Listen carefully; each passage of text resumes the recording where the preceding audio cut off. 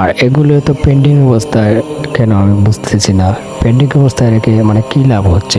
তো এগুলা দিয়ে কি হবে আমি সঠিক বুঝতেছি না, কিন্তু আমাদের কথা হচ্ছে যে যত দ্রুত সম্ভব আমরা এটার শেষ দেখতে চাই। তো এগুলা পেন্ডিং না রেখে যত দ্রুত সম্ভব এগুলো করেন। আর রামিসা, আসিয়া সহ আরো যত ধরনের শিশু দর্শন রয়েছে এবং প্রত্যেকটা দর্শনের মামলা যেগুলো রয়েছে পেন্ডিং অবস্থায়, এগুলা ঝুলে কেন থাকবে? আপনারা এগুলো একসাথে করেন। আমি এটাই বলবো যে এগুলা যেহেতু বিচারের রায় হয়েছে, বা আপনারা সোহেলকে কেন, তার মতো আরো যত অপরাধী রয়েছে তাদেরকে কিন্তু সবার কিন্তু একসাথে কিন্তু আপনারা এটা বিচারটা করেন। রামিসা ও আচিয়া দুজনের বিচার একই সাথে করেন।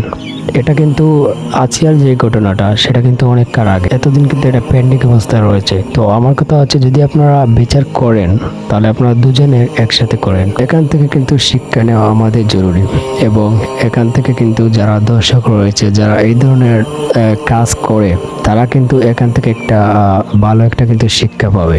তো আপনারা যদি সবার কিন্তু যদি করতে চান, আপনারা যদি বিচারটা করতে চান, তাহলে আমার কথাটা হচ্ছে যে আপনারা একসাথে যতগুলো দর্শন রয়েছে সবার বিচার একসাথে হোক। আমি চাই না যে রামিসার বিচার হয়েছে আর আসিয়ার বিচার হবে না, এটা আমি চাই না। এবং শুধু তারা কেন, আরো কিন্তু অনেক রয়েছে। আমার কথা হচ্ছে যে বিচার যেহেতু হচ্ছে তাহলে সবার বিচার একসাথে করা উচিত। রামিসা বিচার পাবে, তাহলে আসিয়া কেন পাবে না? আর তারা দুজন পেলে আর মানুষ তারা কেন বিচার পাবে না? এটা তো বিচারের কোনো নিয়ম হয় না।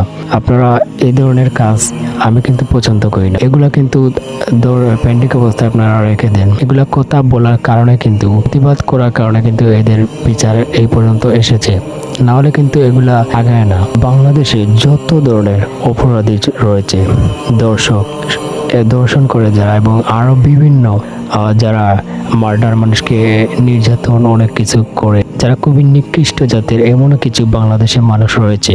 আমি চাই প্রত্যেকটা মানুষকে বিচার করা হোক। এটাই আমি বলবো যে আপনারা যেহেতু শুরু করেছেন, আপনারা একজনের কেন করবেন? আপনারা যেহেতু বিচার শুরু করেছেন, তা আপনারা সবার করবেন। যত ধরনের অপরাধী রয়েছে, যত ধরনের এই বাংলাদেশে অপরাধী, জঙ্গিবাজ, তারপর অনেক কিছু রয়েছে যেগুলা অপরাধ, যারা খুব বেশি বড় অপরাধী, ক্রিমিনাল, তাদের কিন্তু আপনারা বিচার করেন।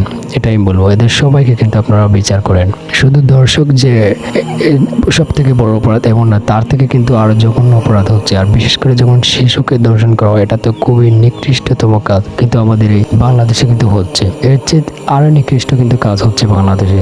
যারা অপরাধ করে বা নিকৃষ্টতম যারা কাজ করে তাদেরকে শাস্তি দেওয়া হোক। এবং আমি লাস্ট কথা একটাই বলবো, আর আমার উদ্দেশ্যটা হচ্ছে যে আপনারা, আমি দেখতেছি যে রামিসার বিচার হচ্ছে, তো আমার কথা হচ্ছে যে শুধু রামিসার বিচার নয়, আপনারা আরো যত রামিসার মতো যারা শিশু রয়েছে, যাদেরকে হত্যা করা হয়েছে, ধর্ষণ করা হয়েছে, তাদেরও আপনারা বিচার করেন। এবং জাস্ট হত্যা না করা হোক, যাদেরকে শুধু দর্শন করা হয়েছে তাদেরও বিচার করা হোক। তাহলে কিন্তু এটা দেশে প্রতিদিন বাড়তে থাকবে, আর এরা কিন্তু এখান থেকে একটা বড় শক্তি পেয়ে যাবে, চান্স পেয়ে যাবে যদি আপনারা এই ধরনের কাজ না করেন। যখন আপনারা একটা, দুটা, তিনটা এইভাবে যখন আপনারা কয়েকটা শাস্তি দিবেন, এবং যেগুলো অনলাইন প্ল্যাটফর্মের মাধ্যমে, মিডিয়ার মাধ্যমে যখন সারা দেশে এটা যাবে, এবং বিভিন্ন দেশের মানুষ যখন এটা দেখতে পারবে, তখন কিন্তু মানুষরা হুঁশিয়ার হবে।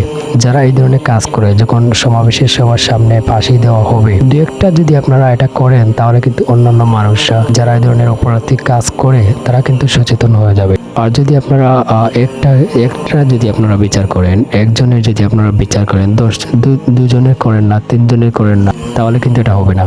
আপনারা যদি বিচার করেন তাহলে সবারটা একসাথে করেন, না হলে যতটা মামলা পেন্ডিং রয়েছে আপনারা সবটিকে বাস্তবায়ন করেন। আমি এটাই বলবো।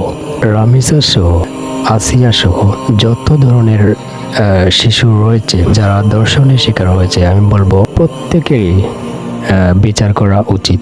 যাদেরকে আপনারা যাদের মামলা আপনারা পেন্ডিং অবস্থায় রেখেছেন, তাদের মামলাগুলো আপনারা যত দ্রুত সম্ভব এগুলো ফাঁসির রায় আপনারা কার্যকর করেন। আর আমার কথা হচ্ছে যারা যারা বাংলাদেশে যারা ধর্ষণ করবে, তাদের উচিত এবং তাদের শাস্তি হচ্ছে যে একমাত্র মৃত্যুদণ্ড। একজনের দেখে কিন্তু অনেকজন শিক্ষা নেবে, এবং যারা এই ধরনের কাজ করে তারা কিন্তু এখান থেকে খুব একটা ভালো শিক্ষা পাবে। কখনোই যারা অপরাধ করে বা অপরাধীদের কাজ এগুলো আপনারা কখনো চাপা দেবেন না। যেহেতু দ্রুত সম্ভব এই কাজগুলো আপনারা সঠিক বিচার করার চেষ্টা করবেন, তাহলে সমাজ একটা সুন্দর শান্তিপূর্ণ হবে বলে আমার মনে হয়।